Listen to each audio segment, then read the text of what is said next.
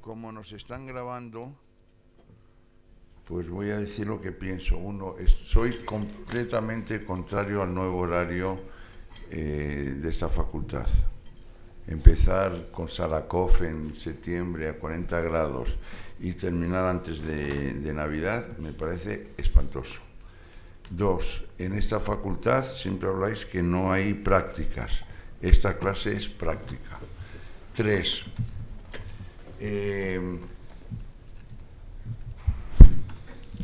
a ver si protestáis un poco alguna vez, hombre. La lección de hoy es para demostraros, uno, que mantengo mi principio de que yo soy profesor de una universidad europea y laica y que no hago distinción entre vosotros y alumnos que podemos tener todos nosotros en Italia, en Francia o en México o en Argentina. Dos, que combatiremos los que estamos aquí porque la universidad, que es una institución que tiene unos cuantos siglos, perviva. ¿No es verdad? Perdón. Buenos días, Inma Perelada. Gracias por venir. Continuaremos manteniendo la universidad a pesar de todo. Tres, ante el requisito y el requerimiento y la obsesión de que esta es una universidad teórica, yo os digo que es tan poco teórica que no hay prácticas, y hoy vamos a hacer prácticas para demostrar la importancia de la teoría. Cuatro, la semiótica, el estatuto de la semiótica. Hay disciplinas que siguen los principios de la moda. Se ponen de moda y desaparecen o se congelan un poquito o reaparecen como todas las modas, etc. En esta universidad es una universidad que se caracterizó durante muchísimos años por una teoría dominante que era el marxismo, que por cierto vuelve como la pana o como la lana. Hubo en esta facultad una pretensión de hacer cosas muy buenas en periodismo y naturalmente siempre se dejó de lado la semiótica. Cuando a mí me preguntan por qué no hay semiótica en la Facultad de Ciencia de Información, que ya la hay y la prueba es que estáis aquí, mi respuesta ha sido siempre la misma: porque hay que estudiar. Es decir, hay que divertirse y hay que pasarlo bien. La semiótica hay miles de definiciones, pero la única que me interesa hoy es que os voy a repetir la última entrevista a Roland Barthes, del que hemos hablado en clase. A Roland Barthes le dijeron al final de su vida, en la última entrevista, en Le Nouvel Observateur, le preguntaron: ¿usted ha sido brechtiano, trotskista, crítico literario, homosexual, etcétera, y semiólogo? ¿Por qué se hizo semiólogo? Su respuesta fue: porque me hizo más inteligente. Hay modos de hablar del paso de las asignaturas y de las disciplinas antes, lo que se llevaba. Por ejemplo, estamos en una lección de semiótica, por eso podemos decir que ha habido dos corrientes fundamentales: la que hablaba desde la retórica del lenguaje como acción, de transformación del otro, de inducción de pasiones. Con una palabra se puede llorar o se puede amenazar, se puede humillar. Y los que pensaban, razonable y venerable tradición, que el lenguaje representa la realidad. Creo que estamos en una fase de poder volver a decir que el lenguaje fundamentalmente hace, y si no, mirar el Parlamento y mirar las cosas que están sucediendo. Cuando alguien me dice: es que la semiótica, en fin, complicado, no se entiende nada, habréis experimentado en vuestro propio cuerpo que empezasteis en clase diciendo: no se entiende nada. ¿Tú entiendes algo? ¿Puedes tomar apuntes? qué raro es esto. Y progresivamente ya he visto varios que han estado llorando, profesor, usted se va, ¿qué hacemos? ¿Qué hacemos? He visto viudas, he visto huérfanos, he visto tal, porque habéis aprendido a que la disciplina esta, una vez que se entra, no se sale.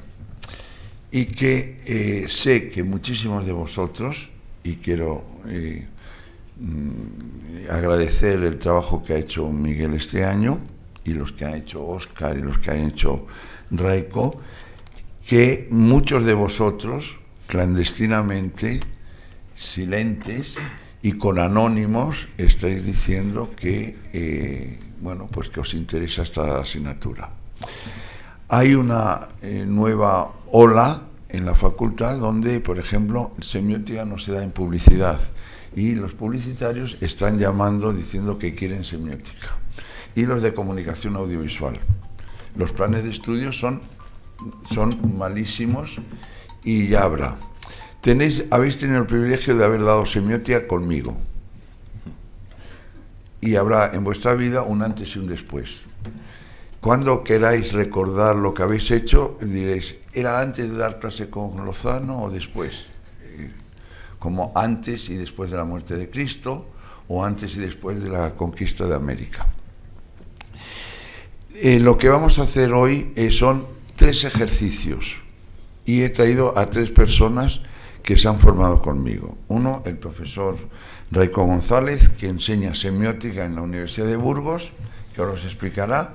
Luego a la derecha Óscar Gómez y Miguel, que lo conocéis porque os ha dado Miguel Martín. Observaréis que entre los 3, con cosas muy diferentes y con estilos diferentes y con modos diferentes, hay una especie de lenguaje común.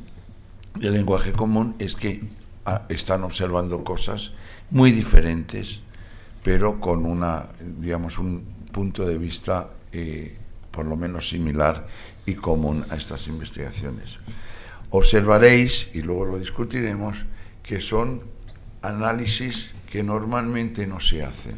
Es decir, es muy fácil, por ejemplo, hablando con Raiko el otro día, cuando ocurría algo en un estadio de fútbol y había violencia, al día siguiente se llamaba un sociólogo. Normalmente siempre era el mismo, igual que solo se vende la farola. Y llamaban un sociólogo. Hoy ya no llaman a sociólogos. Lo siento, no mucho, pero ¿qué van a decir un sociólogo? Ahora ponéis la televisión y salen politólogos. Por fortuna, nunca veréis a un semiólogo, porque no nos gusta salir en televisión. Porque la televisión se la dejamos a Leticia Sabater, que es el icono de este año. Pero veréis que es imposible hablar de comunicación de masas, es imposible, ya que está Inma aquí, de moda, es imposible hablar de tantísimas cosas sin haber incorporado todas las investigaciones y todo el conocimiento que se ha hecho en años y en siglos con semiótica. No hablo más, la lección será cuando terminen ellos, y doy la palabra a Raiko González, profesor en la Universidad de Semiótica en la Universidad de Burgos, miembro del grupo GESC, y bueno, que ocupó vuestros sitios hace años, se licenció aquí, se doctoró aquí y luego voló. Volé. Gracias. Volé no muy lejos. Como dice el profesor Jorge Lozano, gracias por la invitación, antes de nada, y bueno, pues espero que podamos tener un análisis que os sea productivo para observar cómo la semiótica sirve, no solo como dice el profesor Lozano, hay una vieja historia que contaban, no se sabe ya de quién, si fue McLuhan, si antes fue Einstein, que decía que quien se preguntaron una vez quién había inventado el agua, ¿no? Y la respuesta era: no sabemos quién, pero seguro que no fue un pez, ¿no? En la semiótica lo que intentamos hacer es intentar hacer consciente ese espacio, ese ambiente en el que convivimos a través de creación de sentido, hacemos cosas en el sentido, procuramos que los demás, de algún modo creamos, persuadimos hacemos creer sobre lo que son nuestros principios o nuestras formas de ver el mundo a los demás a través del discurso. Y yo he traído un pequeño objeto, un objeto que me es muy querido porque os tengo que hacer una confesión, soy del Atlético de Madrid, Jorge no le gusta nada, tenemos graves discusiones sobre este asunto, nunca me ha confesado Jorge de qué equipo es, pero yo intuyo que es de nuestro rival, por esas discusiones que hemos tenido. Luego a lo mejor lo podemos comentar. Os he traído en realidad un objeto que me es muy querido no solamente por mi afinidad con el club, sino porque hace unos años, cuando yo hacía aldea y estaba en esa parte, Jorge lo ha comentado, yo estudié el tema del fútbol y en parte era sobre el fútbol, la aparición del fútbol y la contención de la violencia dentro del juego, ¿no? Porque hay muchos sociólogos, antropólogos que han hablado de esta idea de que el fútbol sería como una especie de batalla simbólica, ¿no? En el que no hay armas, sino que se juega con un balón. Bien, esto es una imagen muy extendida en otros ámbitos, no en la semiótica, y yo he intentado durante un cierto tiempo, luego lo he dejado y quería recuperarlo hoy con Jorge porque había un objeto que me resultaba interesante.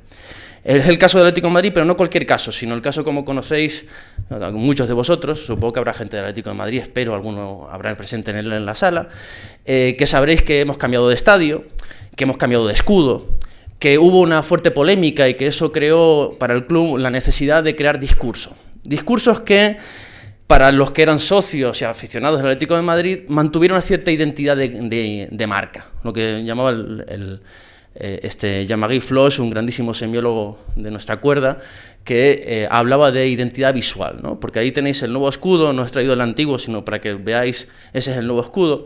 Yo en particular, para los 20 minutos que tengo a disposición, más o menos, os he traído un análisis de uno de los spots. De hecho, el primer spot publicitario realizado por una compañía de publicidad de Madrid, a mí me parece que es bastante elegante en sus propuestas y en sus realizaciones, que es la señora Rushmore, a lo mejor alguno de vosotros la conoce.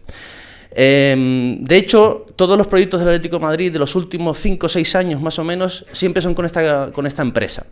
Seguramente los que sois aficionados al fútbol sabéis que una de las particularidades que tiene el Atlético de Madrid es que suele decirse que sus campañas de publicidad son bastante originales, porque hacen propuestas donde hemos pasado, y hay de aquel que ose decir hoy, después de Cholo Simeone, que el Atlético de Madrid es el Pupas, que se lo haga ver.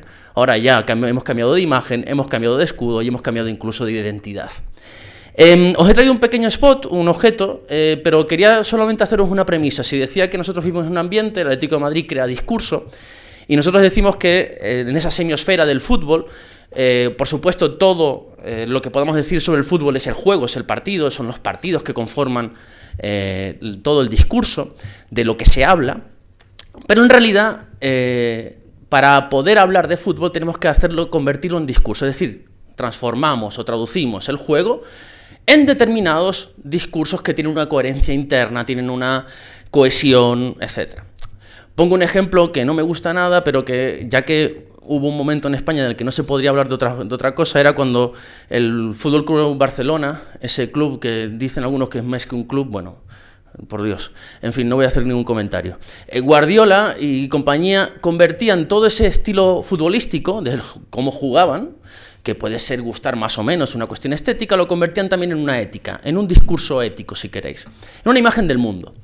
Se discutía sobre la elegancia, por ejemplo, el saber hacer, la nobleza del juego del Fútbol Club Barcelona, mientras que el Atlético de Madrid nunca hemos hablado de la nobleza, hemos hablado de otras cosas. Os he traído un pequeño vídeo donde se intentaba, digamos, poner en discurso el problema de mantener la identidad a pesar del cambio, por decirlo muy brevemente. Luego analizaremos los elementos, ¿vale? Pero tantos cambios que han acontecido en poco tiempo para el Atlético de Madrid, cambios previsibles, cambio de estadio, cambio de escudo, proyectados, y otros cambios imprevisibles como es la aparición de lo que llamamos el cholismo, que luego haremos una pequeña disquisición. Mi propuesta es solo una mínima parte de un proyecto más amplio que en realidad pretende intentar entender cómo es esa nueva identidad del Atlético de Madrid llamado cholismo y qué consecuencias estéticas y éticas puede tener el discurso. Voy a pasar a poneros el vídeo que dura menos de un minuto y así luego lo podemos discutir. A ver si soy capaz. Sí. Vale. Como se ve mal, me lo temía. Vamos a hacerlo desde... ¿Cómo se escapa? Escape aquí, vale. Lo vamos a ver que lo he descargado aquí y lo ponemos directamente. Ahora. Siempre veíamos al Atleti en el tendido de los Astres. Cada partido, allí nos juntábamos los mismos. Solo alcanzábamos a ver la mitad del campo. Hasta que venía la policía. Y una tarde me juré a mí mismo que algún día le regalaría a mi padre un abono de tribuna para el Metropolitano.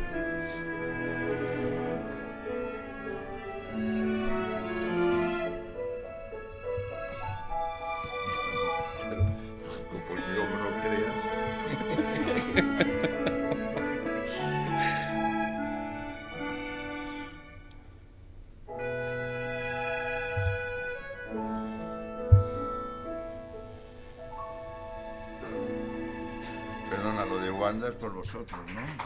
Ya, Wanda, ¿ves cómo hay gente del Atleti? ¿Veis cómo hay gente digna? ¿Lo ves? No, porque ¿Lo son ves? chinos. Ah, bueno, porque habían visto Wanda, vale. Ya. Bueno, como veis, estéticamente es indiscutible, es un spot bien creado, bien concebido, hay una narración, luego veremos que hay una narración. Por citaros solo una cosa que no voy a citar, lo que se escucha de fondo, esa música, es Bach, es los conciertos de Brandeburgo, el número 5. Es decir, hay una serie de elementos elegantes que evidentemente a nivel estético yo no voy a citar, pero sí voy a citar un par de elementos en el análisis de lo que sería la significación del spot, ¿no? Hay una serie de elementos plásticos importantes. Primero, evidentemente hay un blanco y negro. El blanco y negro, por oposición dentro del vídeo, que hay una parte en color, que sería la parte final, evidentemente nos está diciendo la memoria, sin más. La memoria de en aquellos tiempos del viejo Metropolitano, en un espacio además mítico que ya no existe, que sería el tendido de los Astres, que está muy cerca de donde está hoy Montes, la Facultad de Montes, aquí muy cercano, en el metro metropolitano. Ahí es donde estaba el estadio. Bien. Y se ve además por el estilo de la indumentaria, de los vehículos que aparecen, se ve, estamos en los años 50-60 aproximadamente, no sabemos la fecha, pero estamos en el viejo estadio. Bien. Pero hay un elemento que quizás uno no percibe tan claramente a nivel plástico, y es una serie de irregularidades, podríamos decir, o incumplimiento de ciertos códigos de la plasticidad de la imagen. Porque nosotros en nuestro código cultural europeo, fundamentalmente, por una parte porque hemos aprendido a ver cine de una determinada manera y hemos sido alfabetizados también en otros lenguajes, como las lenguas naturales, a ver las cosas de izquierda a derecha. Normalmente, si veis cualquier película, las apariciones, y en el teatro ocurre lo mismo, las apariciones siempre tienden a los movimientos, la orientación de los movimientos tienden a ser de izquierda a derecha. Curiosamente, en el vídeo hay una oposición muy clara. Si os fijáis, y lo volvéis a ver, está en YouTube disponible, veréis que todos los movimientos de la primera parte siempre es a contrapelo. Es decir, en lugar de izquierda a derecha, son todos de derecha a izquierda. Mientras que la parte final, que hemos visto con el ancianito, todo transcurre de izquierda a derecha porque el anciano está en la parte izquierda de la imagen y sus movimientos son siempre desde la izquierda hacia la derecha. Hay una especie de contracorriente. Cuestión que no va a ser solo parte de este vídeo. Como hemos dicho, el discurso de cualquier texto está en un ambiente, con otros textos, que crean sentido en su interacción. Bien, si cogéis las últimas campañas del Atlético de Madrid, no sé si recordáis que ganamos la Liga en el 2014, y hay un vídeo... No se puede hablar tranquilamente del Atleti. Llegará algún día en el que podamos hablar sin que nadie nos esté replicando.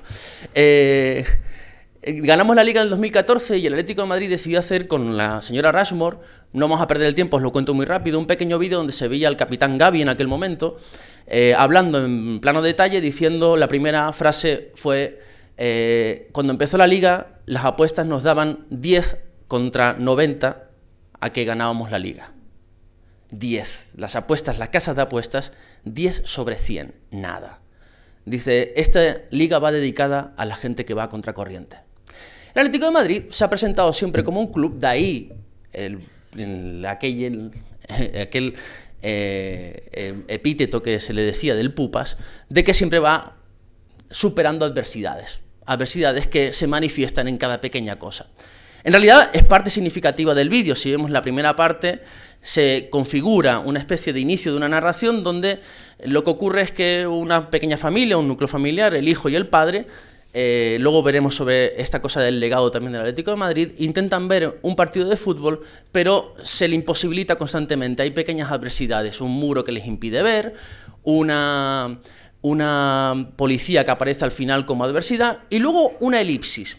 Es curioso que si veis también a nivel plástico, no lo voy a citar, pero para ver esta idea de lo alto y lo bajo, si os fijáis, la configuración de todas las líneas de las trazas son lo que diríamos una estructura ortogonal, es decir, se configura no con líneas curvas, sino con muchas líneas rectas, que crean una especie de ángulos rectos. Están las columnas del muro, las líneas de la parte alta y la parte baja del muro, los árboles, las líneas de los coches, crean siempre figuras completamente de líneas verticales y horizontales, generando que al final la significación gire en torno a los movimientos que van de lo alto a lo bajo, o de derecha a izquierda, como hemos visto en el caso anterior, y se ve, por ejemplo, que la adversidad hace que los dos padres bajen del muro, con lo cual tienen que someterse al rigor de la adversidad y irla superando. Al final del relato veremos que la superación es conseguir el abono de tribuna para el nuevo Metropolitano, que será el viejo Metropolitano. Implicará también una transformación de estado, que es lo que nosotros decimos en narración. La narración implica que alguno de los sujetos tiene que transformarse, y al final el padre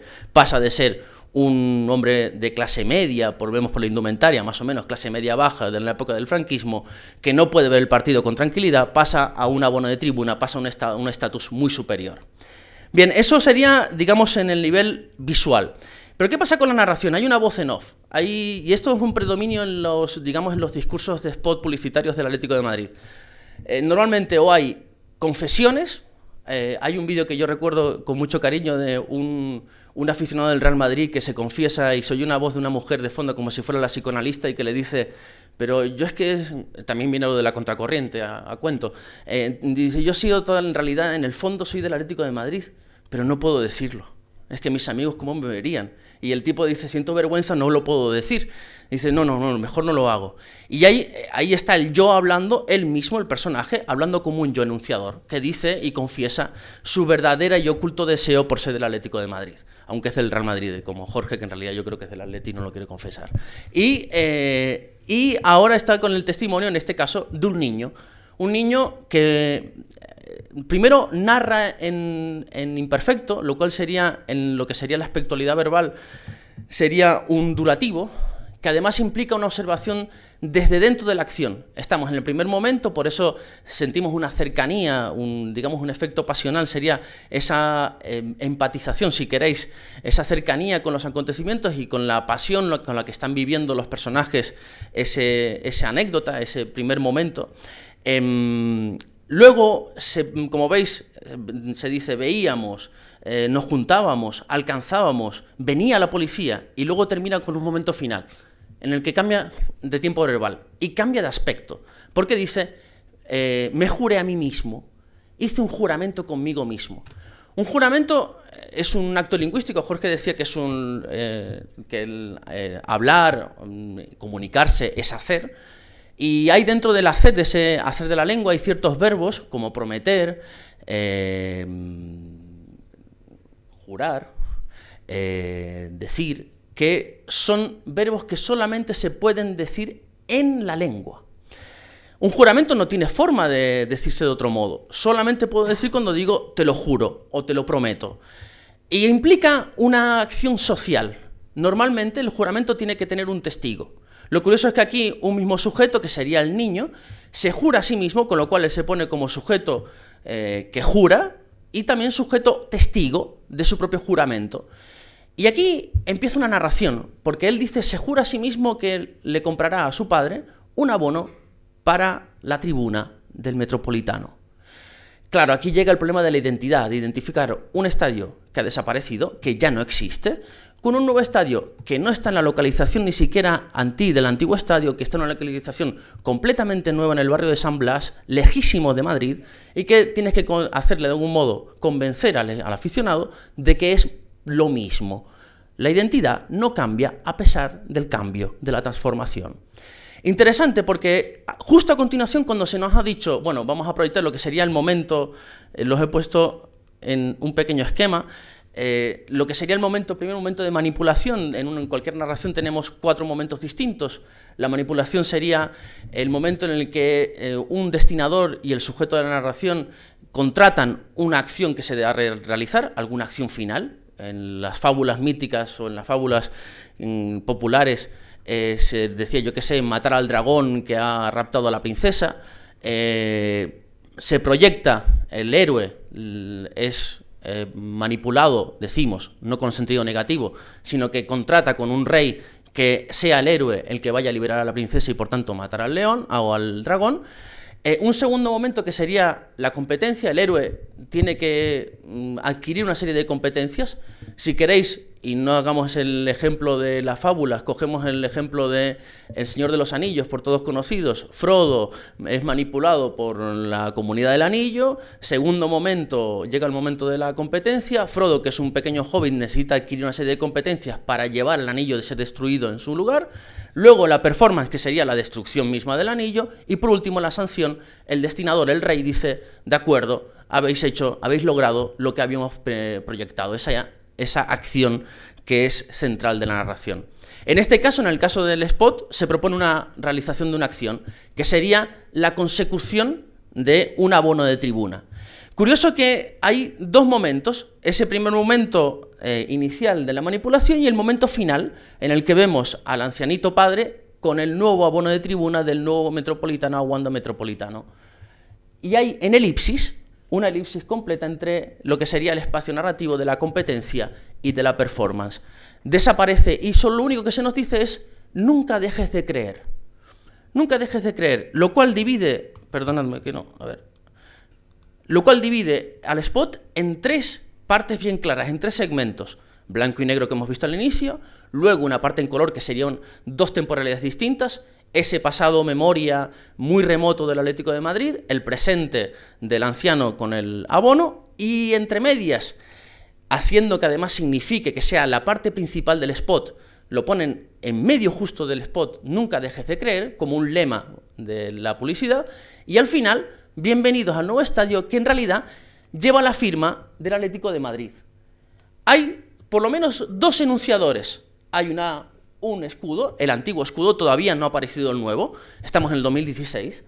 Este escudo, que sería la firma, somos nosotros lo que te decimos, nunca dejes de creer. Tema interesante, porque si volvemos al esquema narrativo, lo que está proponiendo es una cosa que en narración lo tenemos muy claro, los que hemos estudiado mucho la narración como yo, lo que se ha llamado el estilo flaubertiano, ¿no? Pues Flaubert, si leéis a Flaubert, por ejemplo, Flaubert utiliza el recurso no una evolución narrativa de que coge lo que sea significativo, sino que coge pequeñas escenas de la vida cotidiana para decir al lector, al destinatario, que esa escena que él está describiendo, que está poniendo en la narración, se repite dentro de una serie en el pasado y en el futuro. Lo mismo, más o menos lo mismo va a ser repetido. Aquí, si vemos bien el spot, lo que está sucediendo es que cuando él dice cada partido íbamos al tendido de los Astres a ver el Atlético de Madrid, siempre venía la policía.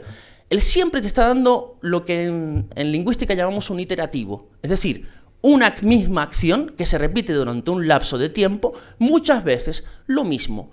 Con lo cual, cuando llega la elipsis, estamos preparados, a través del discurso del niño y a través de la ejemplificación, lo que sería una escena ejemplar dentro de una serie de acontecimientos, de que en la elipsis, durante mucho tiempo, los que somos del Atlético de Madrid, hemos tenido que superar siempre lo mismo, adversidades, presentadas y manifestadas de formas distintas. Pero lo que es importante para poder salir adelante es la idea del lema, nunca dejes de creer. Tema que implica, si sabéis, no sé si sabéis, que nunca dejes de creer, crea una especie de semiosfera, una especie de, lo he llamado juego de ecos discursivos, porque en realidad nunca dejes de creer, creer es un verbo muy reiterado dentro de la identidad del club, reiterado hasta la saciedad, incluso por el mismo Cholo Simeone, pero es que nunca dejes de creer es una cita intertextual, es decir, es lo que decimos nosotros que en realidad es un entrecomillado, se está cogiendo un discurso que surge fuera del discurso oficial del Atlético de Madrid, surge dentro del ritual, surge dentro del estadio, nunca dejes de creer. Lo que ha hecho la señora Rushmore es simplemente acudir a lo que son las voces de los aficionados un lema, como veis, un gran mosaico que se hizo durante el partido del PSV Eindhoven de pocos meses antes, en marzo. La señora Rosemore dice, de acuerdo, cojamos ese lema, es vuestro, os lo hago vuestro. Es una especie de eco. Yo digo lo que vosotros decís, simplemente. Y coloco lo que sería el desarrollo narrativo, lo sustituyo en una elipsis por vuestro lema. Es una forma de vida, es un estilo de vida. Es una regla para poder salir adelante, si queréis. Es lo que en Lotman sería, yo me impongo una regla y la sigo con obediencia. Es decir, hay un seguimiento, una pauta de vida, un patrón que se cumple en mi modo de actuar en la vida cotidiana. De hecho, es un verbo que no os leáis los libros de Cholo Simeone, no son buenos libros. Lo he hecho por un esfuerzo, un amor ya casi al objeto que estoy estudiando, pero no hagáis ese esfuerzo, no vale la pena. Pero es un tema interesante porque en la filosofía del Atlético de Madrid se ha incorporado esta idea de Cholo Simeone de si se cree, se puede. Que es un discurso que proviene también del 2014, cuando ganan la Liga. Sabéis que esta idea de la ejemplaridad y del trasvase, si queréis, del discurso de lo que sería el juego, el fútbol, el modelo que el propio Cholo Simeone ha impuesto a su propio equipo, lo traslada al mundo de la cotidianidad, si queréis. De hecho, si recordáis, hacer un esfuerzo de memoria, cuando están en Neptuno celebrando la victoria de la Liga, Cholo Simeone, que luego recuperará, como veis, partido a partido, cada partido, como decía el spot publicitario, cada partido íbamos al tendido de los astres, partido a partido, si se cree, se puede. Es si queréis, un silogismo. Si se cree, entonces se puede. Es claramente una inferencia causal. Decía que por decirlo incluso en términos políticos, ese meeting que dio en la celebración Cholo Simeone ante sus aficionados, dijo, vosotros veis que esto que hemos hecho no es simplemente ganar una liga, dijo, es mucho más. Es un ejemplo de que si se cree, se puede. Es decir, pasó de ser simplemente una cuestión puramente estilística, puramente de juego, estética, si queréis, de fútbol, limitada a ese discurso, a tener un trasvase en una especie de ejemplificación. Es la ejemplaridad que dan no solamente los jugadores del Atlético de Madrid, sino sus aficionados. Crea una identidad entre jugadores y aficionados. Es un juego identitario el que ha creado el Atlético de Madrid a partir de, por un lado, un recurso a narrar lo que son los entornos del juego.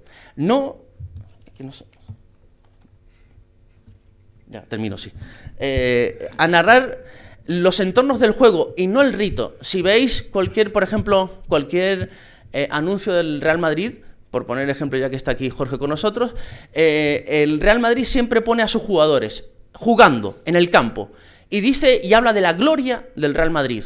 No voy a citar el himno porque sí, pero dice caballero del honor. El Atlético de Madrid no se basa en el honor, se basa en la cotidianidad. Y de hecho, si volvéis al vídeo, me podría extender, y como Jorge quiere que termine, termino ya, podría extenderme muchísimo. Si veis el vídeo, nunca se ve el estadio, nunca se ve el juego. Se dice que se ve el campo parcialmente, pero siempre desde la mirada solo se ven las miradas de padre e hijo mirando al estadio, que está también en elipsis, está ausente, aunque presente.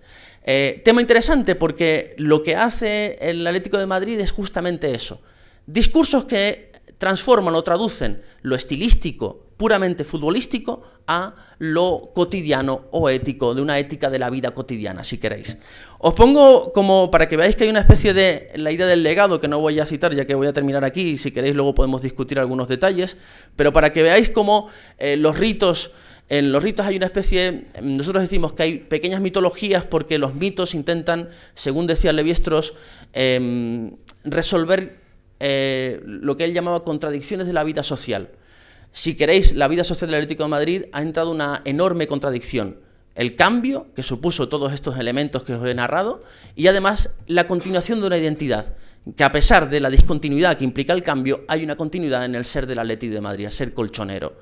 Y por último decíamos, los mitos son acompañados generalmente de ritos. Es verdad que hay mitos sin ritos y ritos sin mitos, etcétera, pero normalmente decimos hay una especie de implicación entre el mito y el rito. En el fútbol es evidente.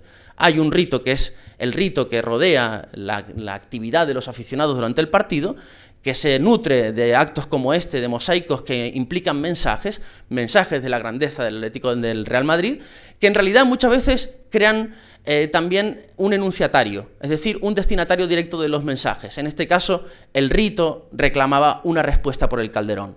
Esto es el Bernabéu, poco después de ganar la final de Milán del 2016, y se le dice: decidme qué se siente al haber perdido 2 finales de Champions. Si nosotros decimos que la identidad se construye por alteridad, el Atlético de Madrid no puede ser más, y su lema, su respuesta al Real Madrid fue: orgullosos de no ser como vosotros. Allá cada uno que identifique cuál es el rasgo distintivo de la identidad del Atlético de Madrid frente a la del Real Madrid. Sería un segundo discurso que a lo mejor tenemos ocasión de hacer en otro tiempo. Gracias. Gracias.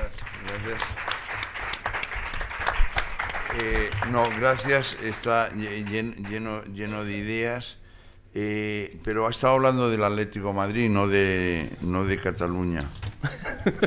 Quiero decir, no, lo digo porque en las clases os dije alguna vez que hay culturas, civilizaciones, naciones, que su origen está basado, va a determinar todo en la victoria, como normalmente, salvo los serbios, Cataluña y el Atlético de Madrid, que son 3 actantes colectivos que construyen toda su identidad en una derrota.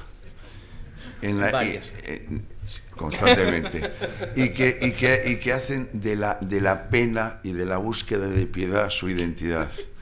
Efectivamente, pasan de izquierda a derecha porque ¿qué van a hacer los pobres? No, quiero decir, no, pero que es interesante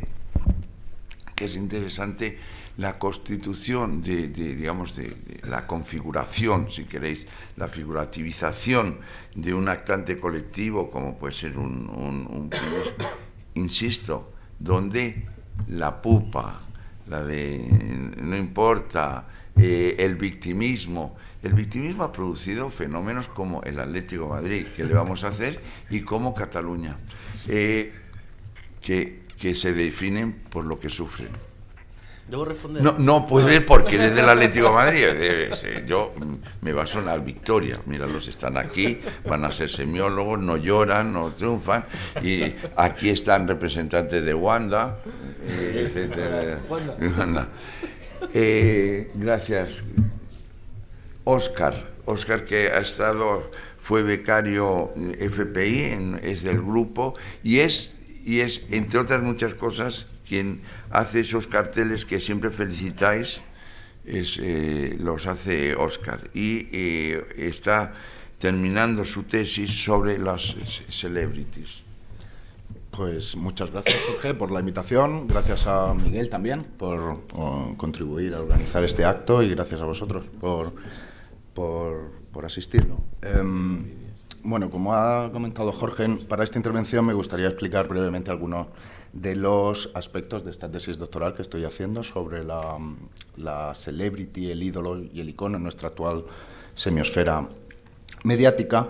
Bueno, principalmente porque desde mi punto de vista, y después de haber estudiado muchos años con Jorge y demás, hemos visto que el problema de la fama es un problema fundamental de nuestro tiempo, que además de tener su propia línea de investigación, reúne toda una serie de características que la hacen especialmente pertinente para abordarlo desde un punto de vista de la semiótica. Tanto de una semiótica de la cultura como una semiótica del texto, como vamos a explicar así brevemente aquí. En cualquier caso, se trata de un fenómeno que, como diría Lotman, goza de una semioticidad altísima. Pero empecemos por tratar de definir qué es esto de una celebrity. Podemos sostener, en primer lugar, que es un nuevo objeto de estudio, de creación relativamente reciente, que se origina con la cultura de masas y cuyos límites podrían ser quizá más porosos o aglutina más que lo que tradicionalmente se ha considerado como una persona famosa, ¿no? En la categoría de celebrity se engloban tanto a los grandes ídolos del deporte, las estrellas de cine, como un asesino o alguien que por lo que se ha ganado la lotería y tiene una visibilidad reducida algunos días en los medios y demás. La especificidad de la celebrity, en este caso, residiría en que es producto de los procesos mediáticos que se promueven y coordinan desde una industria y que se producen para ser vistos o para ser consumidos por una audiencia. Bueno, hay algunos autores que han trabajado sobre esto, pero mientras que la fama es un fenómeno antiguo, el famoso de hoy en día podría considerarse, como defendió Daniel Boorstin, como la persona que es famosa simplemente por ser famosa, ¿no? ¿Qué pasa? Para Chris Rogers, que es quizá uno de los autores más notables de los celebrity studies, esta línea de investigación que comentaba, la creación de las celebrity hace referencia a una categoría social que es posterior a la del famoso, entendido de su manera más tradicional. Defenderá este autor que se trata de una figura que surge más allá de los límites de la religión y de la sociedad cortesana, gracias a la democratización de la sociedad, al declive de las religiones organizadas o a la mercantilización de la vida cotidiana, de los individuos y demás. Para este Chris Rogers, la celebrity se va a caracterizar por 3 elementos. En primer lugar, por producir un cierto impacto en la conciencia pública. En segundo lugar, porque tienen un componente altamente mediado y mediatizado, por lo que él va a llamar los intermediarios culturales, que serían pues todos aquellos individuos, instituciones que median en la presentación pública de esa celebrity, que incluiría pues desde entrenadores, maquilladores, jefes de relaciones públicas y demás, que configuran esa imagen pública de la celebrity para ser puesta en los medios, digamos, y para que la gente la vea. Sin embargo, la celebrity también necesitaría una parte fundamental de ese proceso comunicativo, sería el público, que puede ser entendido como espectador, como audiencia, como masa o como destinatario, que se convierte en su cooperación lectora en una pieza fundamental, no tanto a la hora de recibir de manera pasiva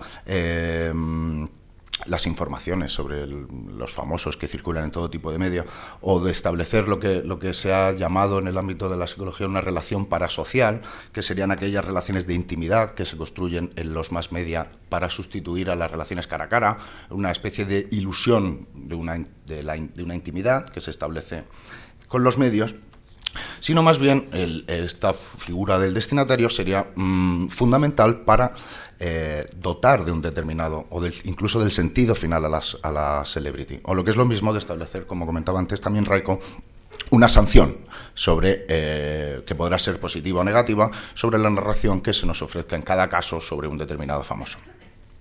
Otro de los principales representantes de los Celebrity Studies, que se llama David P. Marshall, estableció a finales de los 90 que incluso la pertinencia de tratar a la celebrity como un signo, en el sentido más persiano del término, como algo que se coloca en lugar de otra cosa.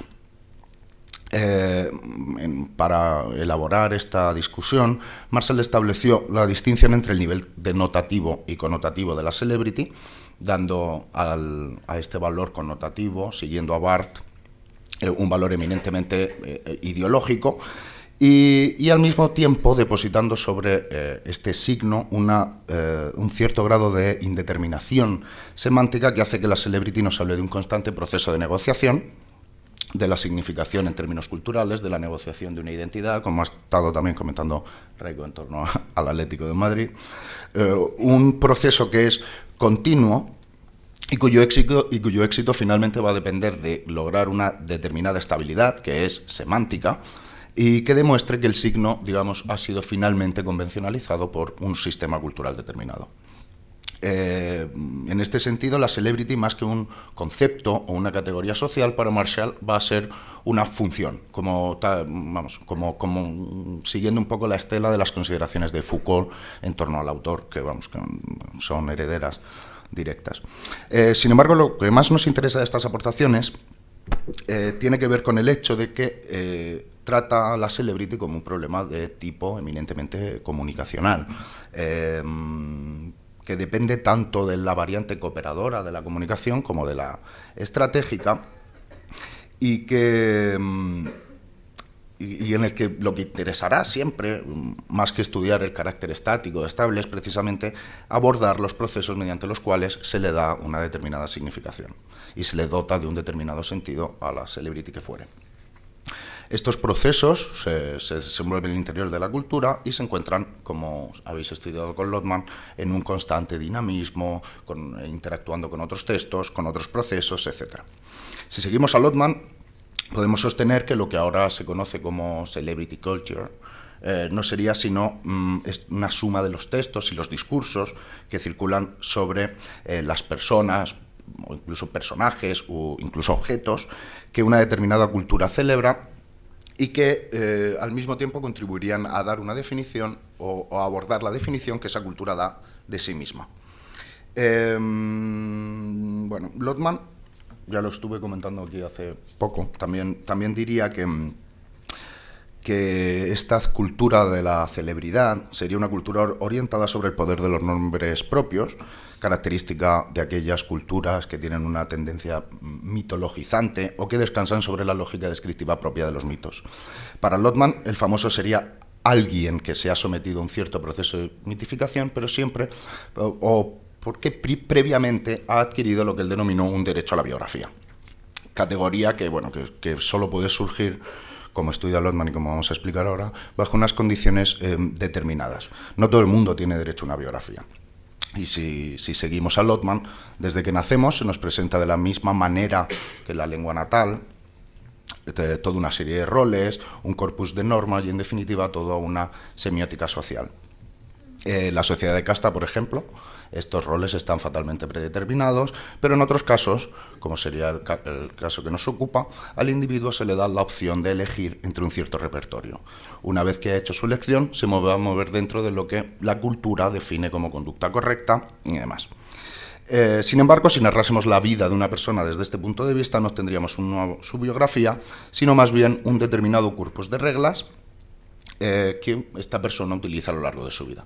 Lotman prefiere mirar el asunto desde otro punto de vista y preguntarse qué tendría en común, por ejemplo, la biografía de un santo medieval que está orientada hacia el cumplimiento exacto, incluso excesivo, de la norma, y una biografía de la Edad Moderna que, por el contrario, está orientada hacia el incumplimiento de la norma y que se centraría antes que nada en diferenciar los rasgos que hacen inigualables a un determinado individuo. A lo que va a contestar, y cito textualmente, de toda la masa de personas cuya vida y actos no se hacen objeto de descripción, se escoge a alguien cuyo nombre y actos se conservan para los descendientes. En ambos casos, el hombre realiza una norma no rutinaria, media de conducta para la época de su acción dados, sino una norma difícil e inusual, extraña para los otros y que exige de él grandísimos esfuerzos. Y añade, es siempre una hazaña, es decir, un exceso cuya realización exige un esfuerzo de voluntad y la superación de una resistencia. Es de esta manera como podría explicarse el nacimiento de tipologías como el héroe, el bandido, el mago, el bohemio, etc., que reciben una norma especial y, por tanto, un derecho a la excepcionalidad de la conducta, siempre desde el punto de vista de lo que una cultura va a considerar como correcto, como conducta correcta. Podrán ser estas conductas valoradas positiva o negativamente, pero ya han obtenido el derecho a la biografía y con ello también el derecho a entrar en la memoria de una determinada cultura. Una persona con biografía surgiría, por tanto, por extensión, el famoso, de esta relación que un sujeto establece con las normas que la cultura implante.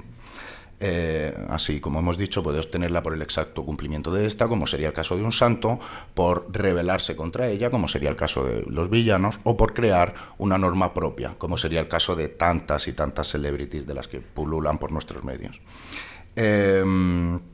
En este sentido, vemos que la celebrity puede adoptar una serie de roles temáticos sobre los que el destinatario, a su vez, tendrá el poder de establecer una sanción determinada a través, por ejemplo, del aplauso o de la reprobación, del castigo y demás. Este asunto de la biografía es solo un ejemplo de lo que podremos hacer, lo que puede hacer la semiótica cuando aborda el problema del famoso desde una perspectiva del texto. En efecto, también es una consideración heredada de estos celebrity studies. Vamos a considerar que una celebrity no puede existir fuera del texto. Es más, si el famoso es identificado tantas veces como el héroe típico que surge en la cultura de masas, Podemos abordar la fama, por ejemplo, como un objeto de valor que los individuos ganan o que se le arrebata a un individuo y que por tanto tiene que conseguirla. También podríamos considerar que la fama puede actuar como un ayudante o incluso como un oponente, como podría ser el caso del fenómeno de los paparazzi, ¿no? Que, digamos, la fama actúa como un oponente en el sentido, pues, de que le arrebata un objeto de valor, pues, como puede ser la intimidad o la privacidad. Depende, en todo caso, de cada caso que se analizase, ¿no? Si la cultura actual, el valor de la fama, si se le da un valor a la fama, a la cultura actual, hay que reconocer también que también se le está dando a la visibilidad. De hecho, fama y visibilidad, que aparecen tantísimas veces como sinónimos, aunque sepamos que no son exactamente lo mismo. Veamos, por ejemplo, el fenómeno de Banksy, que es precisamente famoso por no ser visible, ¿no? O una de las características de su fama es precisamente su invisibilidad, ¿no?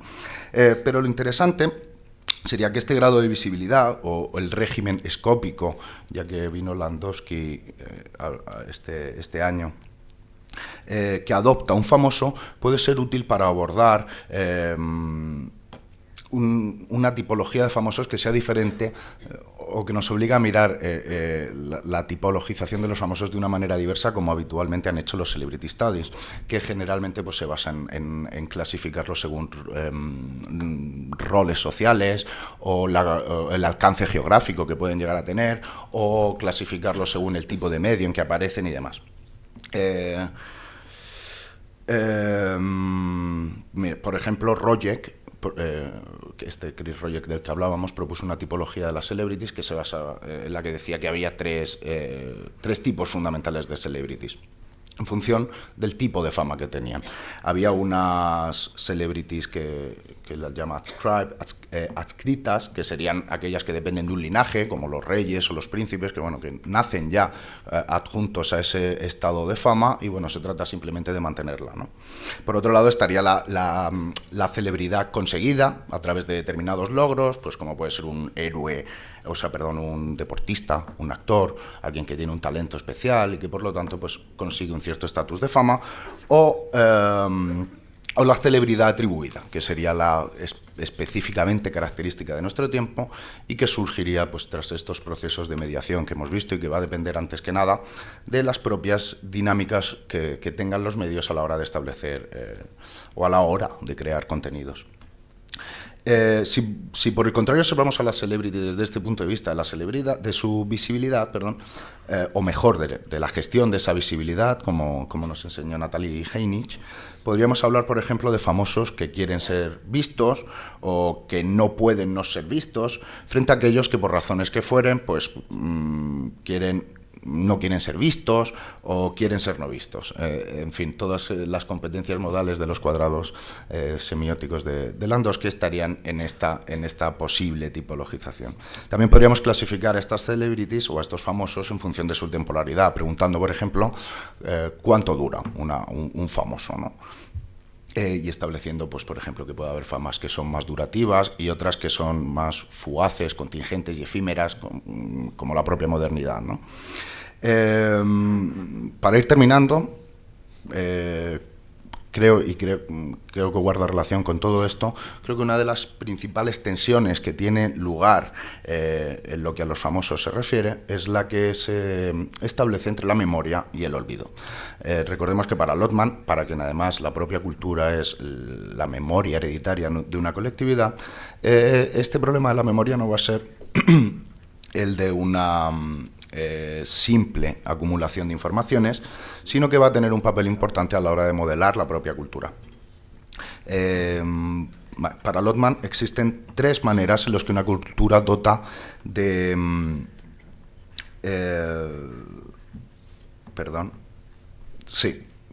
contenido a esta memoria. Por un lado, por el aumento del cuantitativo del número de conocimientos. En segundo lugar, por medio de la redistribución continua de estos conocimientos y de los códigos que las rigen y demás. Y por último, por medio del olvido. Y esto es lo que especialmente es interesante cuando lo aplicamos al estudio de los famosos.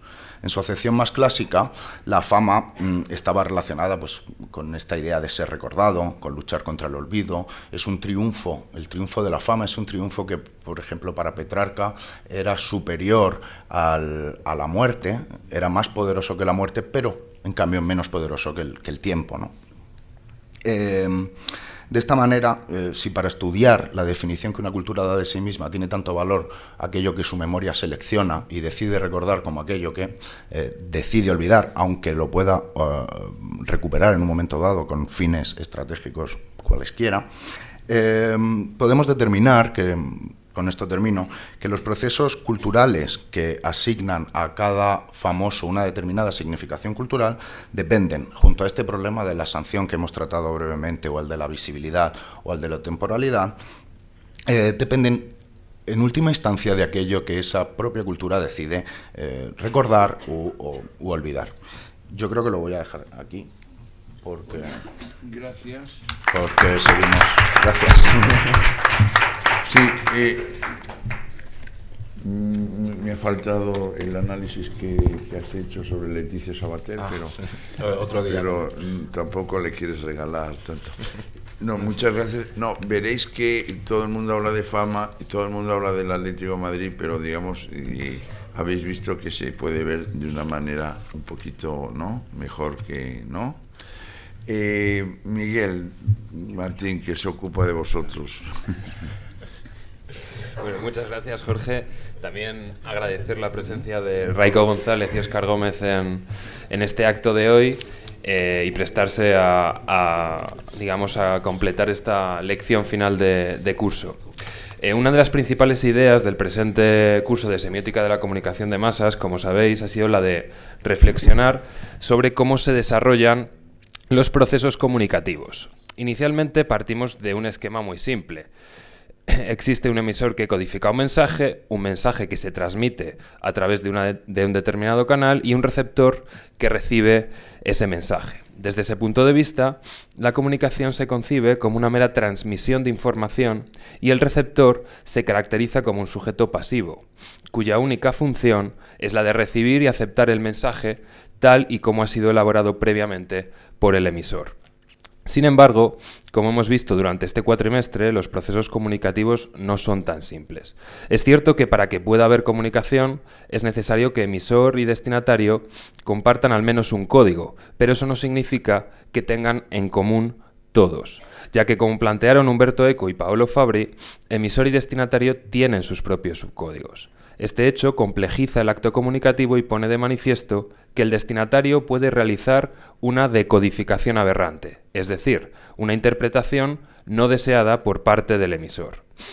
Así pues, si el emisor quiere comunicar un determinado mensaje, no puede conformarse con hacer saber una determinada información, sino que, como sostiene Jorge Lozano en su libro Persuasión, Estrategias del Creer, es necesario también que se esfuerce por hacer creíble esa información.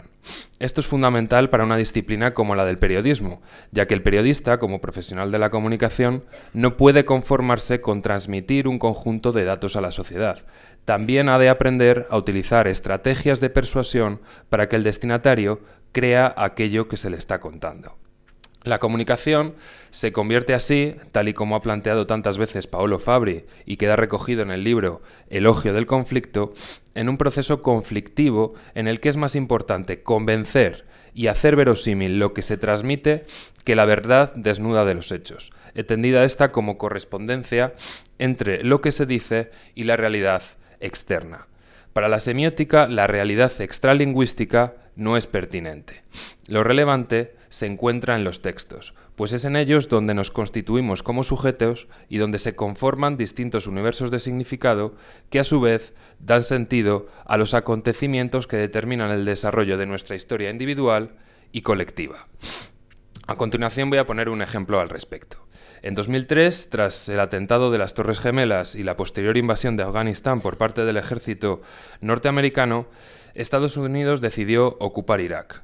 El gobierno estadounidense justificó esta nueva operación militar afirmando que tenía indicios de que el gobierno de Saddam Hussein poseía armas de destrucción masiva. Los principales aliados en esta operación militar, no autorizada por el Consejo de Seguridad de las Naciones Unidas, fueron los gobiernos de Tony Blair y José María Aznar. Durante esta guerra, que se desarrolló del 2003 al 2011, no fueron pocos los que no creyeron las justificaciones del gobierno liderado por George W. Bush y exigieron la retirada de las tropas estadounidenses de territorio iraquí. Se sucedieron protestas y manifestaciones en todo el mundo, y reconocidas personalidades del mundo de la cultura decidieron poner su granito de arena para concienciar a la sociedad de las injusticias que se estaban cometiendo durante este conflicto bélico. Una de esas personas fue el director Brian De Palma, que en 2007 dirigió la película Redacted.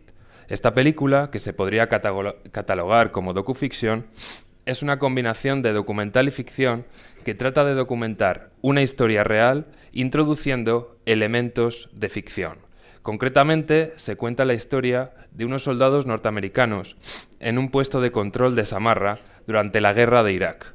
Para narrar esta historia se recurre a vídeos de guerra caseros, blogs, diarios y material supuestamente publicado en redes sociales. Justo antes del comienzo de la película se dice lo siguiente, justamente lo que tenéis ahora mismo en la pantalla. Esta película es una ficción inspirada en un incidente ampliamente divulgado ocurrido en Irak. Algunos de estos hechos pueden parecerse al incidente, pero los personajes son ficticios y sus palabras y actos no deben confundirse con la realidad. El incidente al que se refieren estas palabras es el de la violación de un adolescente cometido por 5 soldados estadounidenses. Tras la violación, mataron a la víctima y a toda su familia, y trataron de que los hechos pareciesen un ataque de insurgentes. Con esta indicación al comienzo del largometraje, sitúan al espectador frente a lo que se va a mostrar. No es una historia enteramente ficticia, está inspirada en hechos reales, y eso aporta credibilidad sobre el mensaje que se va a transmitir, independientemente de que los personajes que vayan a aparecer y sus palabras sean ficticios. Se pone así de manifiesto, como decíamos antes, que lo importante no es la verdad, entendida como una correspondencia exacta entre lo que se dice y los hechos, sino que lo que se cuenta sea verosímil, es decir, que se parezca a la verdad. Y para ello no es suficiente con mostrar la realidad tal y como es, sino que es necesario hacer un ejercicio de edición que aporte coherencia al texto y haga inteligible aquello de lo que vamos a ser testigos. No en vano, esta película se titula Redacted, que en español podríamos traducir por el término editado, señalando así que lo que se va a presentar ante el espectador no es un conjunto de imágenes en bruto, sino un montaje o una reconstrucción de los hechos. Esta película, concretamente, simula construirse a partir de lo que capta la videocámara de un joven soldado llamado Ángel Salazar. Y a continuación os voy a presentar a este personaje. A ver si funciona él.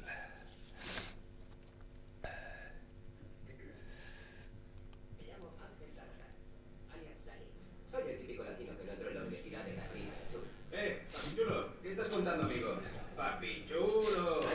Hace calor, ¿a que sí? Intento grabar un vídeo. ¿Ah, sí? A ver, ¿sabes qué le ha pasado a tu vídeo? ¿Qué? Pues que ahora es mucho más sexy, pequeño. Sí lo es, el sexy está aquí, grabando un vídeo de ti, grabando un vídeo de ti. Estos son actores. Todos. Grabémoslo todo. ¿Qué dices? Porque este podría ser el último vídeo que grabemos. No me digas. Te diré lo que haremos, hagamos un trato tuyo, ¿de acuerdo? Si yo muero en esta guerra, quiero que te quedes con mis vídeos, ¿vale? De acuerdo. Y si tú mueres en esta guerra, me quedaré tus vídeos, tu cámara y el número de teléfono de tu novia. ¿El número de mi novia? Sí, es el que es que opina de la señora Mann. Bueno, es para mi hermano. Vamos, hombre. ¿Quién crees que soy? Está loco. ¿Sabes lo que me gusta de ti, Sally? Aparte de absolutamente nada. Pues eso, absolutamente nada. Ni siquiera tu estúpida simpatía. No. Sí, no se trata de mi simpatía, McCoy. Se trata de contar las cosas como son. Vaya, ¿de eso se trata? Sí. Así que tal como son. ¿Quieres que te diga, enfoca aquí, por favor? Observa, verdadera belleza. Gracias. ¿Quieres que te diga las cosas como son? ¿Queréis oír las cosas como son? Sí. Bueno, ¿quién suponéis que será la primera baja en todo este conflicto, Tú. Por plasma. Qué graciosos. No será ni Rush, ni Flake, ni el que no sale del armario. ¿Sabéis quién será? ¿Sabéis quién será? ¿Sabéis quién será? ¡Hombre! Pues será la verdad. ¡Qué plomo! Vamos, chicos, os digo las cosas tal como son. Está bien, se acabó la lección. Vaya rollo triste y deprimente que te has largado, chicos. Está bien, dejadme acabar. ¿Veréis? Me alisté para ganar dinero para ir a la universidad y estudiar en la escuela de cine. A ver, voy a ser un veterano de guerra y eso mola, ¿no? Y si les llevo una peli bélica tendrán que aceptarme. Así que mientras esté aquí grabaré cualquier cosa que ocurra. Lo que hasta ahora, quita joder, significa básicamente nada. Esta unidad se encarga de un puesto de control en Samarra. Nos pasamos todo el día bajo un sol de justicia, con 60 kilos de equipo, registrando coches en busca de armas y bombas. Como veis, resulta un poco emocionante. El único insurgente que hemos encontrado hasta ahora ha sido una rata que echamos anoche. Mira, falta. Así que no esperéis una película de acción. No habrá planos agresivos, ni una banda sonora que os deje sordos, ni una narrativa lógica para entenderlas. Básicamente aquí no pasa un carajo. Bien, como veis, la pretensión de este soldado es contar la verdad de lo que allí está ocurriendo. Contar las cosas tal y como son. A lo que un compañero le interpela: ¿queréis oír las cosas como son? ¿Sabéis quién será la primera baja en todo este conflicto? Y de un modo premonitorio afirma que la primera víctima será la verdad, porque como sostiene Paulo Fabri, entre otros, en una situación de conflicto, el valor de la verdad se relativiza, y lo que se dice es lo que se quiere que crea el otro, ya sea este el enemigo, la opinión pública, los votantes, etc.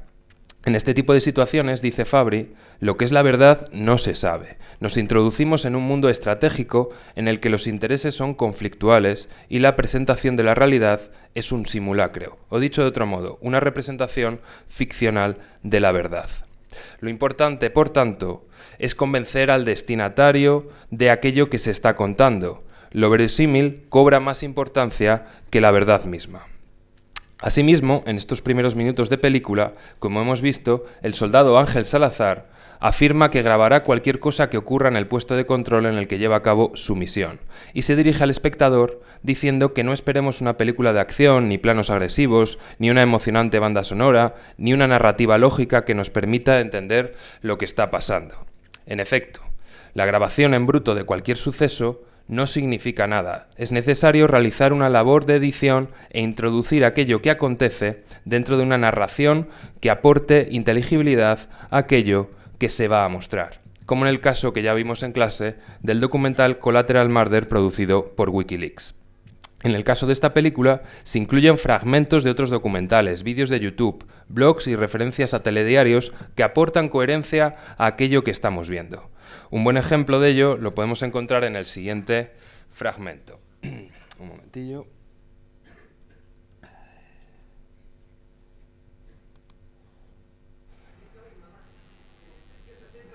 Comprándote un regalo para cuando vuelva. He filmado cosas increíbles. No puedo enseñarlas a nadie porque me metería en un lío. Pero cuando esté ahí, todo el mundo lo verá. La verdad sobre lo que aquí ocurre. A 24 imágenes por segundo cada día.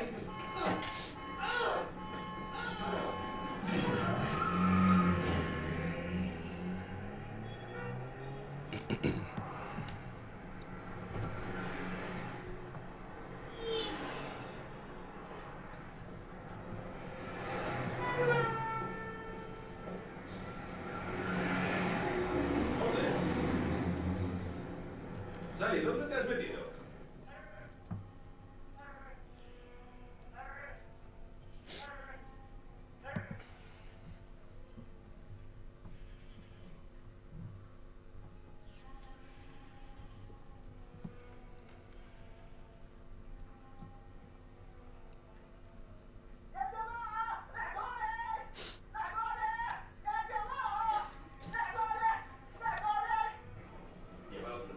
Se cree que el cadáver que introducen en este vehículo militar es el del soldado estadounidense desaparecido el viernes pasado, según el secretario de Defensa iraquí Abdul Aziz.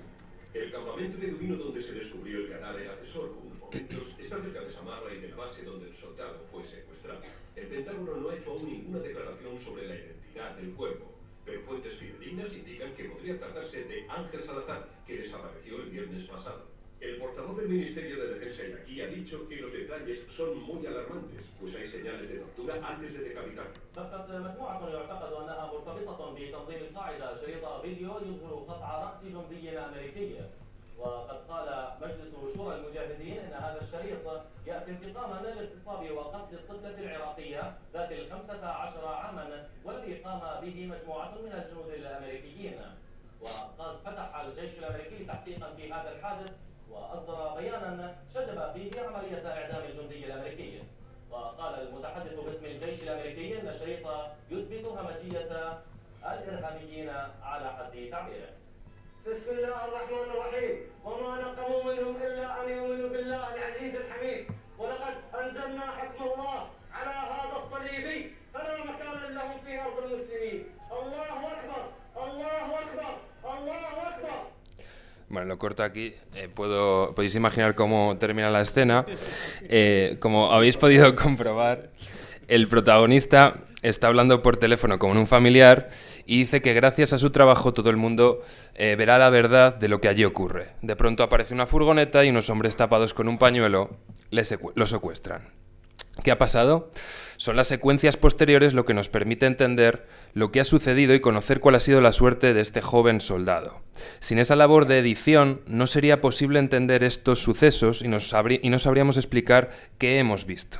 Nos quedaríamos como el soldado que encuentra la cámara abandonada y se pregunta dónde está su compañero sin saber muy bien qué responder. La película finaliza con una secuencia de imágenes que vienen precedidas por el siguiente texto.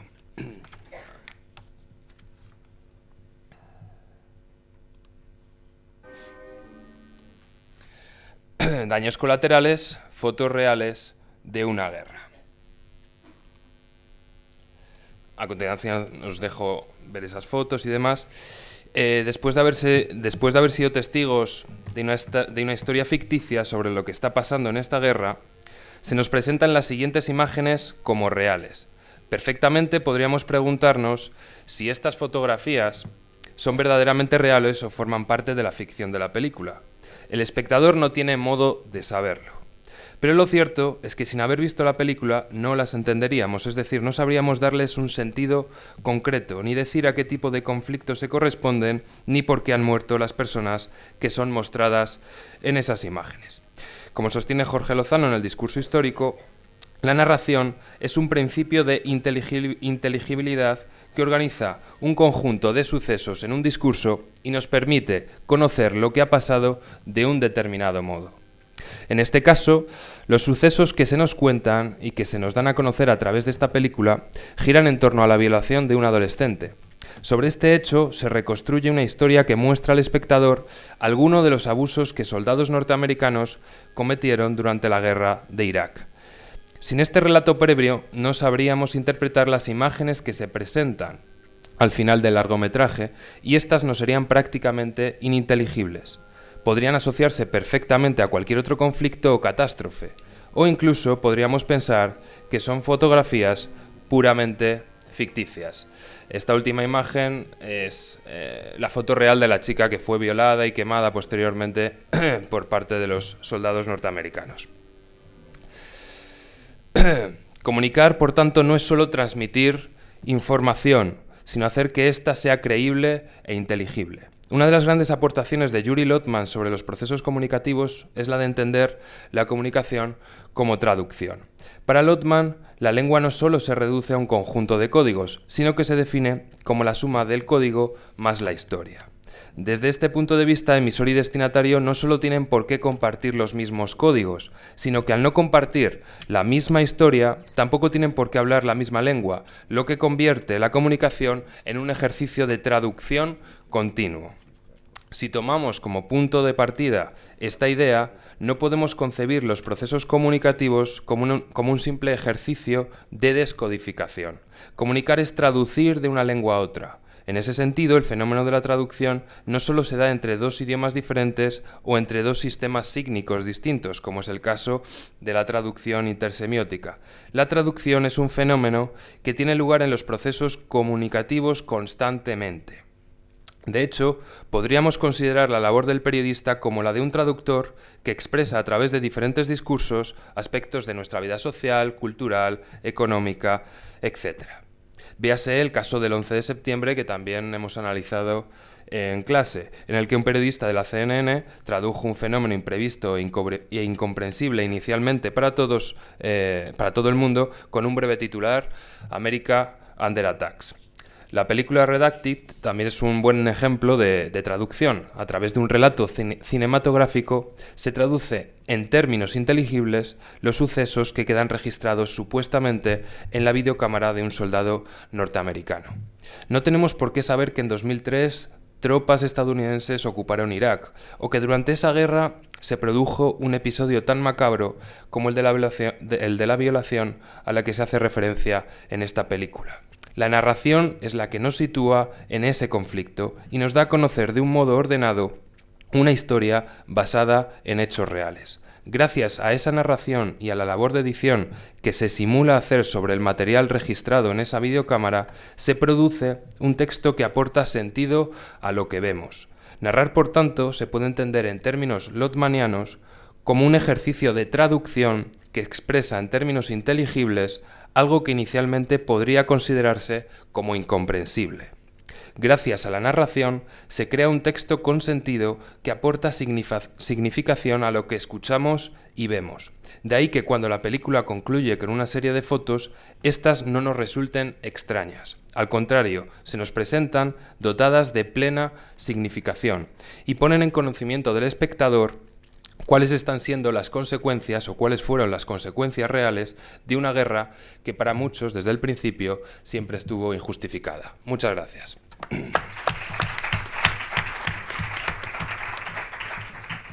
Bueno, gracias a Raiko, a Óscar y a Miguel.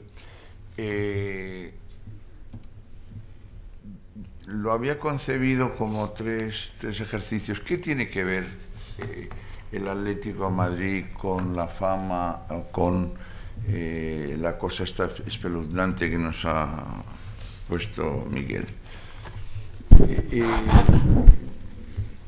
En los estudios de la comunicación, pues uno ha dicho, pues eso, ya lo dijo Raiko, pues va de fútbol, el deporte, el ritual, los mitos, etcétera, etcétera.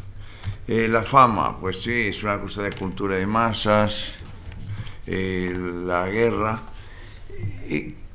¿Cuál es, si habéis atendido bien, cuál es el punto común de los tres análisis? Fijaros, uno, que están atendiendo a cómo se presenta algo y cómo se representa. El problema de la significación, qué sentido produce. Pero al mismo tiempo los tres coinciden en hacer prioritario el nivel estratégico. La estrategia de un determinado discurso, en el caso que ha explicado muy bien Raiko, que solo les queda creer, ¿no? Porque como no, solo les queda creer y hay que percibir en una modalidad glosástica, simple ilusión, etcétera, etcétera, porque ¿qué van a hacer? Y tratando de empatar eso es lo que ocurre en los grupos, a Óscar tratando de presentar a Cholo como celebrity, cuando Cholo es simplemente un argentino, es decir, no creo que haya más dificultades. Óscar ha dejado bastante bien claro que un famoso no es solo un famoso, es decir, ha hecho toda una tipología de famosos y, digamos, lo que dura un famoso, el papel de quién tiene derecho a una biografía. Yo mientras hablaba estaba viendo a Froilán todo el tiempo, por ejemplo, etcétera,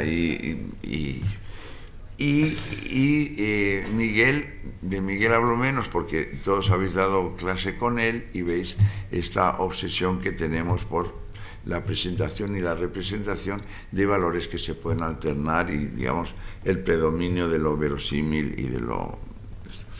Yo, como me han dado un poquito de envidia, tú me pones el cuadrado.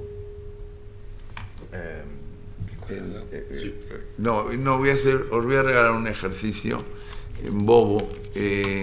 Bueno, se lo dedico a Inma, que no es alumna, que es quien me enseña todo, quien me ha enseñado todo sobre moda. Así que dedico...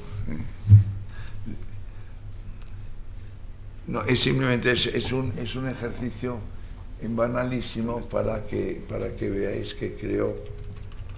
Es decir, mi objetivo no es solo que aprendáis semiótica, sino que os enriquezcáis y me pongáis un piso que es vuestro... Veo que vas a sacar los pepinos. Veo que vas a sacar los pepinos y Vamos a ver. Óscar, no me saque los pepinos. Aquí está eso. Un segundito. Estos son los pepinos. No, quítame los pepinos, hombre, por el amor de Dios. A ver. Es culpa de Aquí está. Estamos trabajando y no se le ocurrió, sino... Aquí está. Sí, bueno, vamos a ver. Última lección, como os dije. Última lección no en mi vida, porque ya has visto que me quieren, ¿no? Estos me quieren que cabe hoyo. No, vamos a ver. Una de las cosas que yo me gustaría que aprendierais sobre ¿dónde está Estela?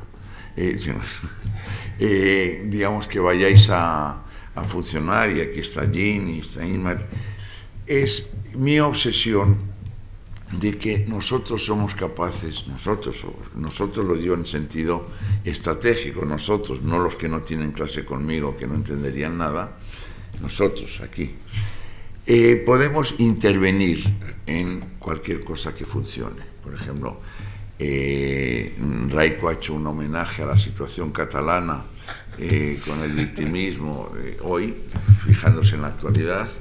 Los temas no pueden ser más actuales. Yo quiero proponer un cuadrado, un mal cuadrado, luego os explicaré por qué es mal cuadrado. Pero, por ejemplo, cuando alguien habla de la moda, del lujo, del turismo, cuando alguien habla de los fenómenos sociales, tiende a... una de las propuestas mías es cómo es la actitud cultural. Lotman nos lo ha explicado. Hay una actitud ante el signo. Por ejemplo, pobrecitos míos, menos mal que estáis con nosotros y os vais a salvar, pero vosotros antes estabais destinados a ser, en el Quijote, bachilleres.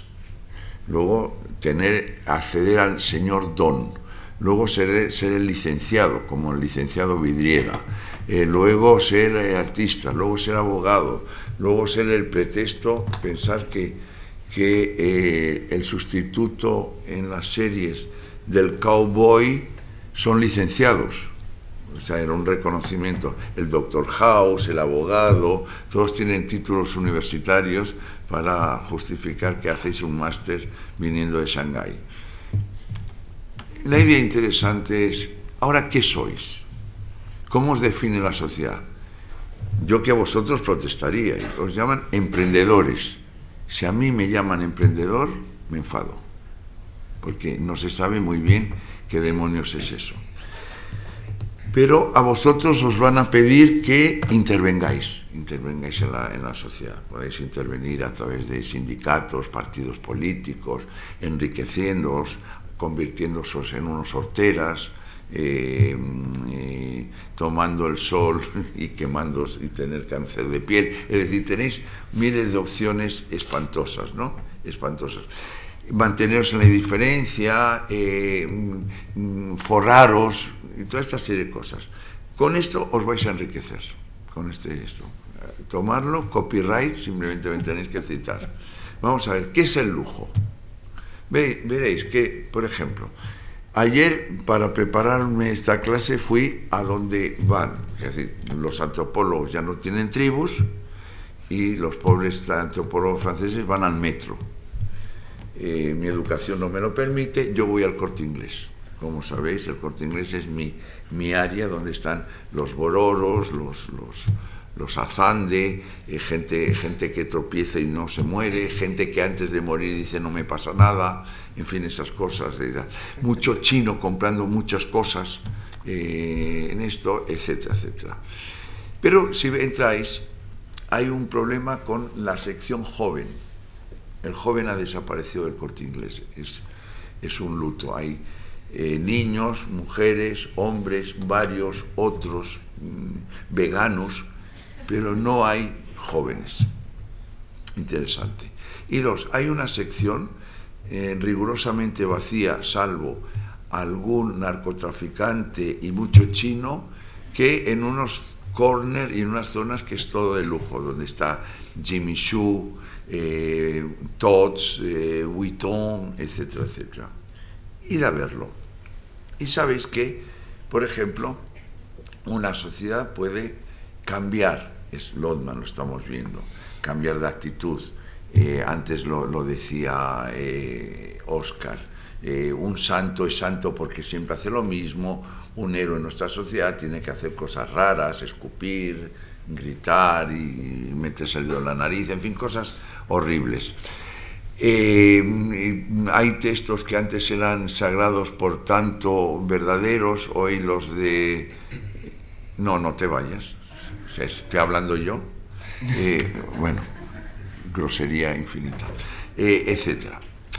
¿Qué es el lujo, por ejemplo? Pues el lujo es algo que vosotros lo podéis ver como algo que tiene que ver con la economía. Tenéis que verlo, por ejemplo, con el rango.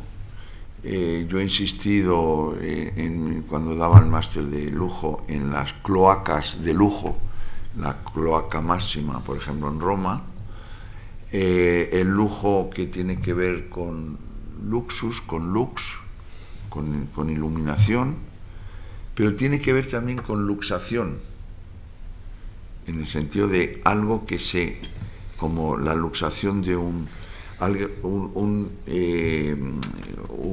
¿cómo se llama? Sí, un hueso que se descoloca, se luxa. ¿Qué quiere decir? Que hay un lujo que es un poquito desviado. Y, por ejemplo, el lujo a mí me ha interesado especialmente porque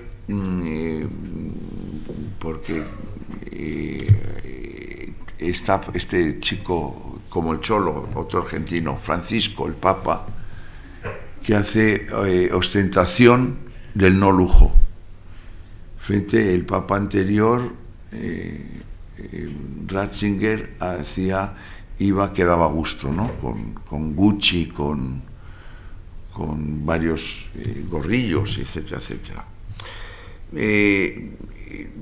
Para Lodman, que es, digamos, se mete a la cultura, el lujo es una categoría excepcional para estudiar la cultura.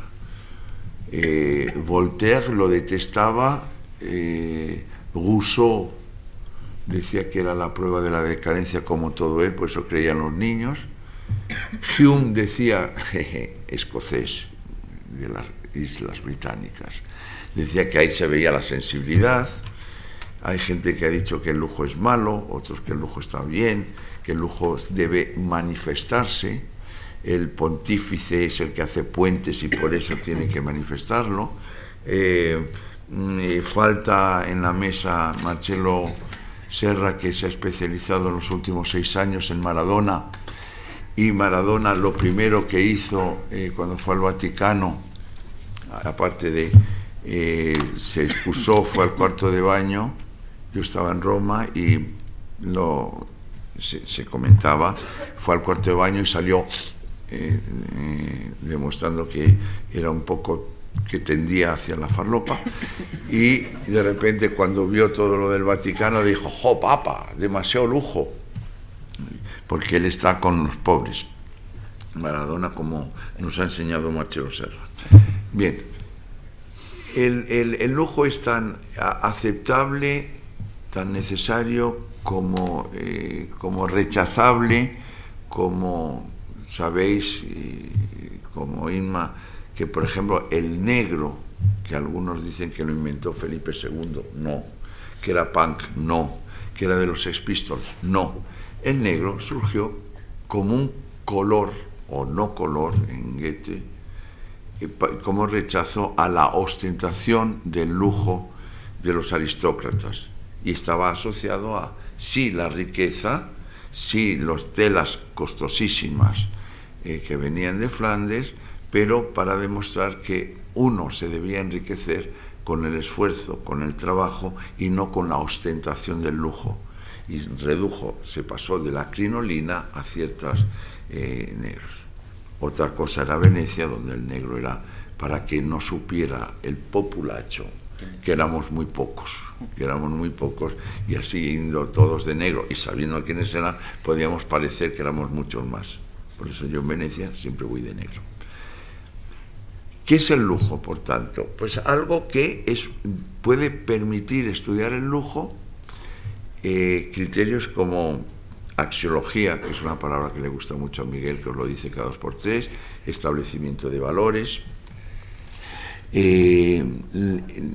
cómo una sociedad reacciona respecto al lujo. Recuerdo en casa ver un programa de televisión, una cosa de hípica, por la cosa esta familiar, y de repente apareció un anuncio de Rolex, y recuerdo que en casa dijo: ¿a dónde vamos a llegar? ¿A dónde vamos a llegar? Hemos seguido las cosas, por ejemplo, del lujo en suizo, por ejemplo, como la aparición de los riquísimos de Arabia Saudita ha hecho, por ejemplo, cambiar los colores. Por ejemplo, el Rolex, que de toda la vida era de acero, también es de oro, produciendo una especie de cambio en las reglas de comportamiento horribles, el dorado, etcétera, etcétera. Hemos visto, para que veáis, estudiamos durante un curso el cambio de color en los diamantes, por una sencilla razón, porque el consumo era tan fuerte en los brothers y en las bandas de los brothers, que de repente decidieron cambiar el color, y ya no había tanto dorado, y se fue al blanco, y se ha llegado, en aras del lujo, a construir minas en Sudáfrica para encontrar diamantes color coñac. No sé si lo lleváis ahí puestos. Todo esto quiere decir que, por ejemplo, el mundo del lujo se puede ver simplemente en un nivel económico, o se puede ver reglas de cortesía, actitudes éticas, cambios cromáticos, reglas de privacidad, intimidad, etcétera, etcétera. Todo. Cómo ha jugado pensar el recorrido de quién es capaz de decir que Vuitton es una marca de lujo y no algo que, por ejemplo, es un elemento constante en los trabajos de tatuaje en la moda, con las siglas. Entonces, si vosotros tratáis de ver el lujo de toda la vida, y aquí ya os explico no tengo, como me hubiera gustado tener no fastidies, ¿en serio?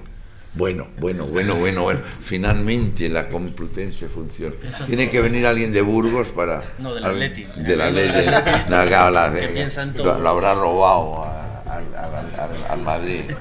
Lo habrá robado. No robamos, somos no. Protestantes, Jorge. Por ejemplo, exclusivo, si vosotros queréis ver qué es exclusivo y no tenéis un diccionario a mano, veréis que el exclusivo es una categoría social. Es exclusivo para muchos, para la gente, para lo social, para las masas, para la opinión pública. Y por tanto también es, en términos de redes, inaccesible. O también es, y podéis dar todas las categorías que queráis, o sea, los signos que según vosotros generaría lo exclusivo, pero que sabéis que en cualquier caso es, por ejemplo, muy costoso. Y si queréis poner un ejemplo extraordinariamente banal, un Rolls Royce, que no tiene casi nadie, etcétera, etcétera. O una obra única, o etcétera, etcétera. El eje en un cuadrado, el eje contrario es excepcional, que todo el mundo cuando me lo inventé me dijo, pero no se entiende, porque hay problemas, por ejemplo, en inglés. Excepcional quiere decir que es individual, que puede ser algo que es excepcional para mí, pero no, yo solo he aprendido de las chicas cuando dices, pero ¿cómo puedes estar con ese tío tan feo y tan espantoso? Y ay, no sé, es como que tiene algo, ¿no? O sea, ese algo que dicen algunas chicas para aceptar lo peor, es un gusto individual y que es accesible o que es algo que a mí me resulta excepcional. En castellano se dice mucho, me voy a dar un homenaje, me voy a comer una ¿cómo se llama lo de Pascua? El postre de... Huevo de Pascua. No, el pan con eso. Me sabe, no sé qué. No, ¿una? Torrija. Una torrija. Por ejemplo, me voy a dar un homenaje, me voy a comer una torrija. Resulta sorprendente, pero para esa persona... Me lo preguntan también con el Atlético. Que es diabético... Ay, oye, ¿qué pasa? ¿Qué? No. No he oído, Óscar. No, No, es con esto, sí. Ah. ¿Y esto dónde? A ver, esto. Sí, entonces... Oye, No, es que soy yo el que toco. Vale, sí. No debería tocar nada. Aquí. Sí, aquí. Entonces, excepcional, quiero decir, si aquí es muchos y aquí individual, aquí puede ser costosísimo en términos banalísimos y excepcional puede ser costar nada. La unión de exclusivo y excepcional daría la conjunción de esos dos elementos contrarios, el lujo de toda la vida. Es algo que muy pocos pueden acceder, es inaccesible y además es excepcional para mí. Por ejemplo, os he insistido mucho que antes cuando veíais a un chorbo con un Lamborghini decías wow, y hoy cuando lo veis decís que corrupto será vendrá de la calle Génova, etcétera, etcétera. Lo mismo cambia culturalmente por memorias diferentes, por intervenciones, por variaciones, etc. Exclusivo es inaccesible, colectivo, excepcional, un individual, La unión de los dos da lujo de toda la vida. Que luego uno, por excepcional, lo esconda como los millonarios japoneses que no enseñan el cuadro de Van Gogh y no lo cuelgan, salvo en una cena, es otra vez. Y luego están los contradictorios, algo que no es excepcional y algo que no es exclusivo. Mi propuesta es, dado que son las Navidades y vais a hacer lo que hace todo el mundo y aumentar el colesterol, sabéis que algo que no es ni excepcional ni exclusivo, vamos a empezar por los subcontrários, que es siempre lo más difícil, es aquello que ni es exclusivo ni es excepcional. Yo os diría, pues, una coche de lujo de marca que no es exclusivo, en el sentido que hay miles. Ese es el problema de definir una marca de lujo en un coche. ¿Qué es un coche de lujo? Si es único, no puede serlo, porque hacen, creo que son 800 de la gama más alta de BMW al año. Lo hacen, pero es decir, no es exclusivo, es decir, puedes acceder más o menos. Y tampoco es excepcional en el sentido que, bueno, es un coche un poquito mejor, pero tampoco excepcional. Entonces, todo lo que se mueve en este área de aquí, en la conjunción entre algo que no es excepcional y no es exclusivo, dentro, si queréis, del mundo de la semiosfera del lujo, sería el serial, los productos en serie, costosísimos, pero en serie, que reúnen, que no es exclusivo y tampoco es excepcional. Si vosotros vais exclusivo y no excepcional, ahora que vosotros seguro, me refiero a las chicas, seguro que habrá algún cretino que os diga, ¿quieres un gin tonic, nena? O sea, ese lo denunciáis por decir nena. 2. ¿Quieres un gin tonic? Sí, el que tú quieras, cariño. Sí, hay uno que es un Hendrix. Wow. Y yo que solo tomo Larios, porque soy del Atlético de Madrid. Bueno, entonces, la diferencia entre Larios y Hendrix no es excepcional, pero es un poquito exclusivo, en el sentido que con lo que os pagan en las prácticas en la SER no tomáis un Hendrix en la vida.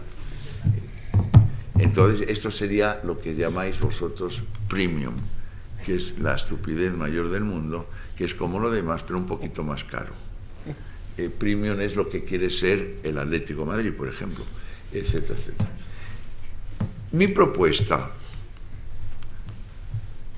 Inma, nuevas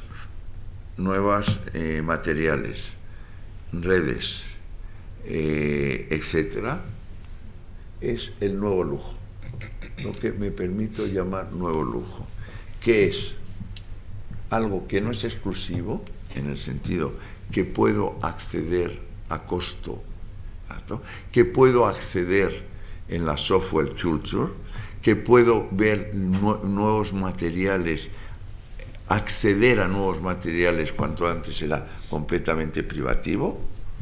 Tú no puedes decir algo, pero es excepcional para mí. Y ahora sí te voy a pedir. Y ese es el nuevo lujo. El nuevo lujo, si se lo dais a definir a un sociólogo, os puede decir cualquier cosa, pobrecitos míos. Si se lo dais a un economista, puede decir que efectivamente ha habido un intento de democratizar el lujo y que hay corners en las ciudades y que además hay un nuevo lujo, digamos, para que las masas accedan, etcétera, etcétera. Que ciertas, si llegan lo peor de todo, que son los publicitarios, os dirán que lo que antes se llamaba sección de maquillaje y tal y cual, se llama lujo. Es decir, la idea del nuevo lujo, que es como el lujo para pobres, el lujo plácido, que yo llamaría, le pongo un pobre a su mesa. Si queréis hacer uso de la semiótica, voilà, es la posibilidad de encontrar cualquier manifestación cultural, individual, semióticamente marcado, donde uno es capaz de construir. ¿Quieres poner ahora sí, por favor, el pepino? Claro. Esto se lo debo a una alumna china muy querida mía y amiga de Jin, que me llevaron 2 chinos. Es una sugerencia, a ver si tenéis un detalle, ¿no?, conmigo, y nos lleváis a los 4 a un restaurante.